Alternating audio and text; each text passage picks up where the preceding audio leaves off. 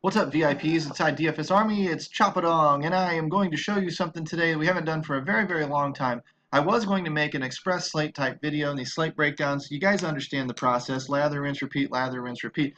It's kind of the same, and we can point out all the plays, and you guys are getting really, really good at showing me lineups that have a lot of those types of players in them, and so it's time to maybe start thinking occasionally about doing some different stuff. And on days like today, when we have an overwhelmingly chalky pitcher like a Verlander, who's very, very expensive, um, questions come about with, how do we find the value bats? And I show you that sometimes with RS on some of the videos or on some of the chin music screenshots. But honestly, another way to do this is called bottom up building. And as your progression as a DFS player evolves and as it grows, you're going to learn different techniques for doing different things. Everybody used to do what's called top down, and I'll show you over on FanDuel. Top down is build my pitcher, then my first baseman, then my second baseman, then my third, down to outfield and utility. And oh crap, I only have $2,000 left over for a player. Now I'm picking from punt to punt. No, no, no, no, no. Bottom up building reverses that, flips it on its head, and now we're going to start looking for value throughout the entire lineup process, and we're going to do it in one of two ways. One, we're going to do it where we build the least objectionable player at every position, and then we're going to upgrade at the end of the process, and then we're going to go back and we're going to do it trying to find some correlation plays and do it from a team perspective first. Maybe we have a stack that we've targeted or something like that. These are hand building techniques that don't really use domination station, but that's what's going to improve your domination station game, because when you figure out that Verlander's on the slate and you kind of have to take him because he's overwhelming, chalk or something like that, and you're building a cash lineup or whatever, then you're going to, I automatically need to start thinking of this. I need to go bottom up today, or I need to, look into Arizona or Detroit or whatever. Cleveland's probably off the table unless I have money left over at the end of my process and can get a bat from there or two.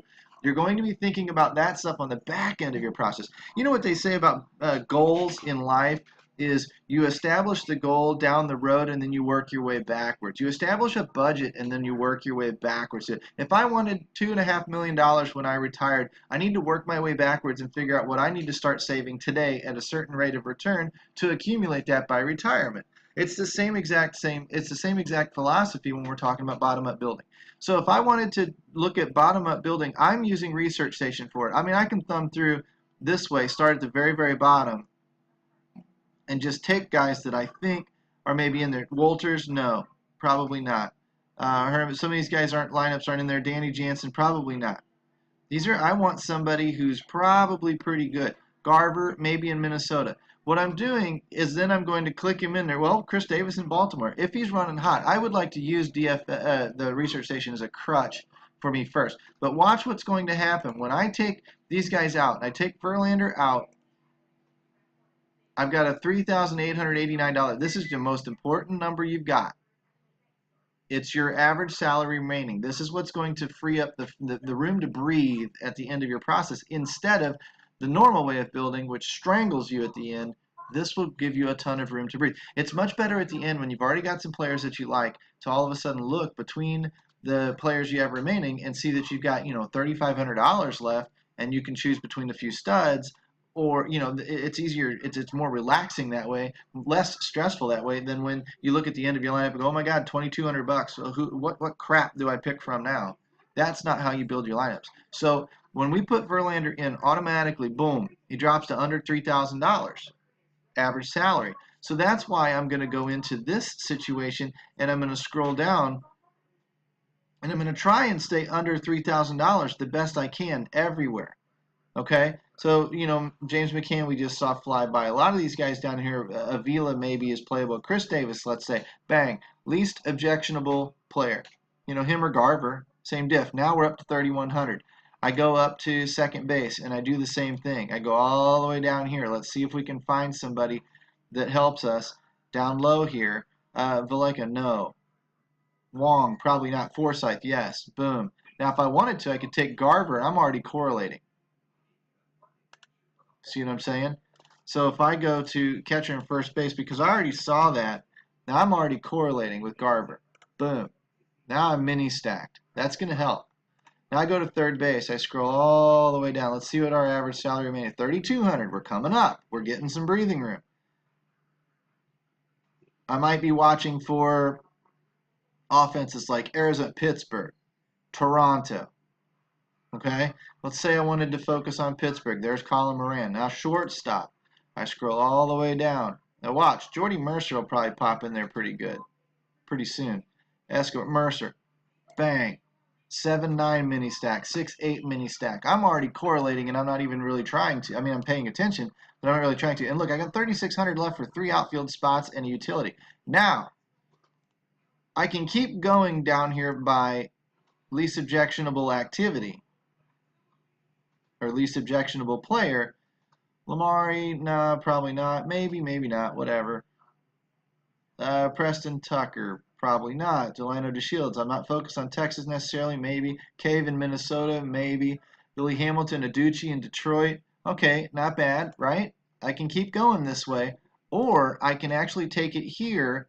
Now that I know that I've got 3,600 left to play with, I might go look at a Boston, because I know their outfielders are huge. What does JD do to me? Down to 3,200. What does Benintendi do to me? Down to 3,500. Not terrible.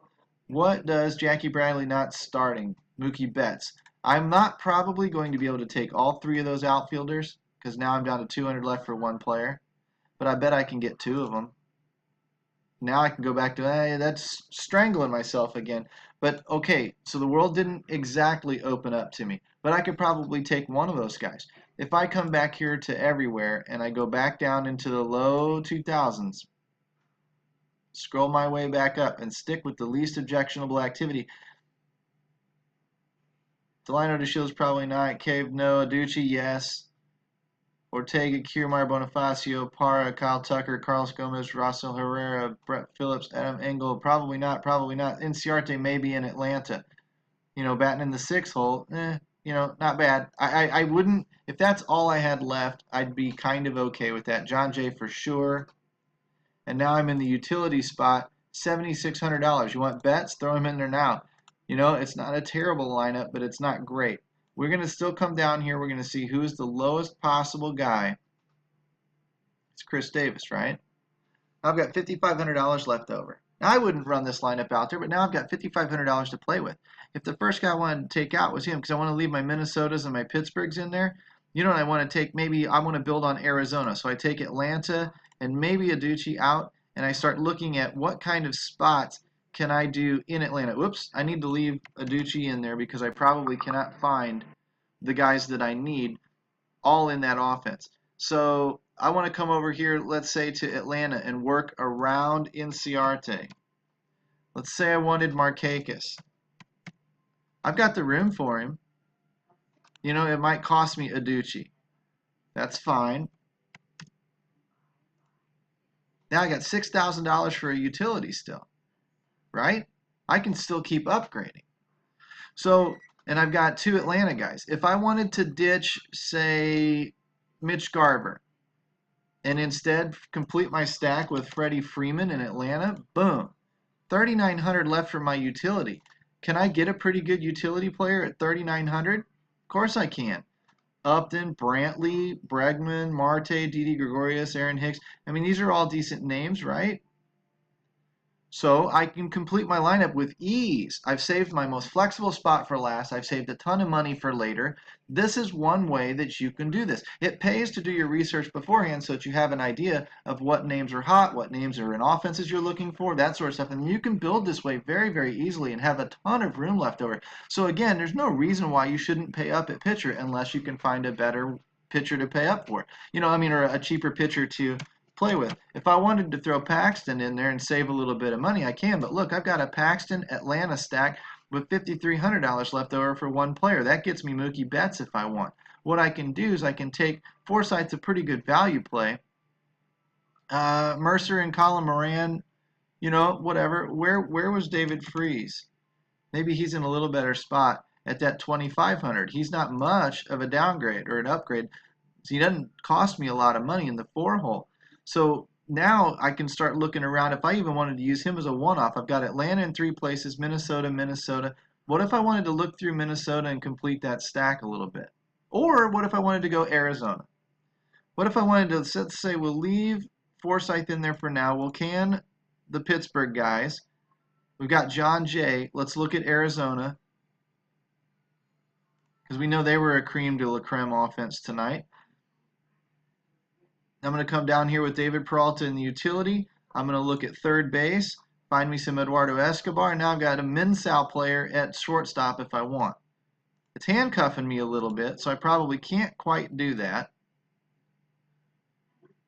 But I can certainly look down this list. There's a bunch of Texas guys. I can certainly look down this list, grab a Descalzo maybe. Ahmed, Marte, Souza in the outfield, not bad. We don't have a lot of infielders to pick from other than Escobar.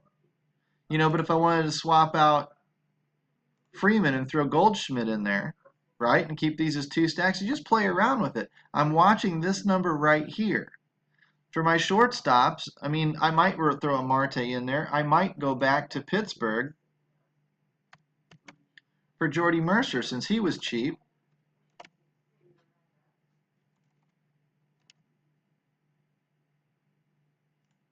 And now I complete it with, what am I missing? In Arizona, 1, 2, Atlanta, 1, 2, 1, 2, 3 Arizonas, 2 Atlantas, and a Minnesota and Pittsburgh one-off. Not a terrible situation. If I wanted to throw another Atlanta guy in there to complete and make it a 3-3-1-1 or something like that, I can look down here. Camargo, not terrible. Culberson, not terrible. You know, they're pretty cheap, and I'd have money left on the table, wouldn't I? Where's Acuna? Man, wouldn't he be awesome? Need to find $500 to get Acuna in there.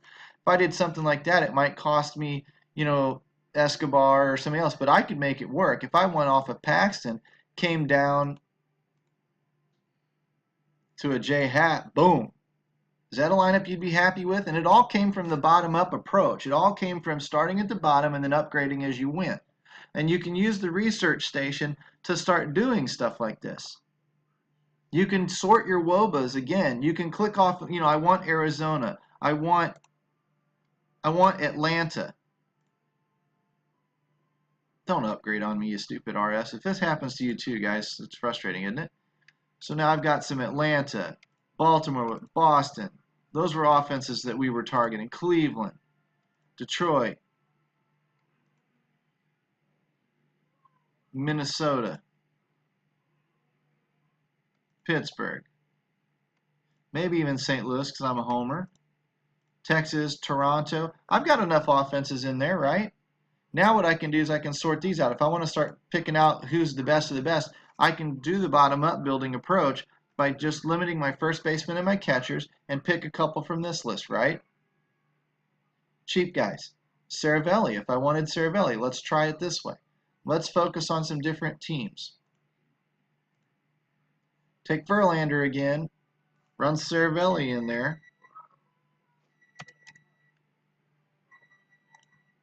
Yeah, you can hear the pizza's done for the kids. Hold on a second. While I'm looking for that,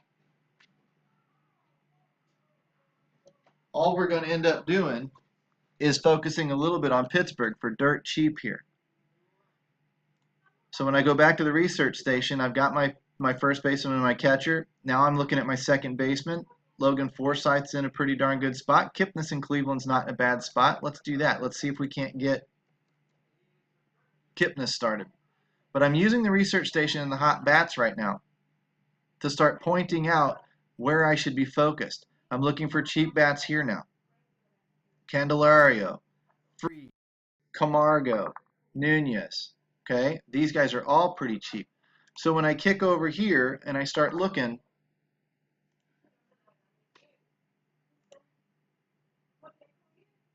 Cleveland and Pittsburgh. I can't get Jose Ramirez. I can get David Freese, though, at third base.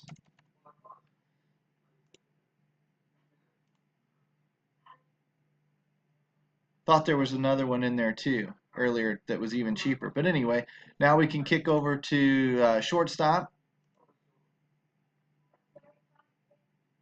Mercer. If I was focused on Baltimore, Beckham would pop in there. So let's grab Mercer for Pittsburgh.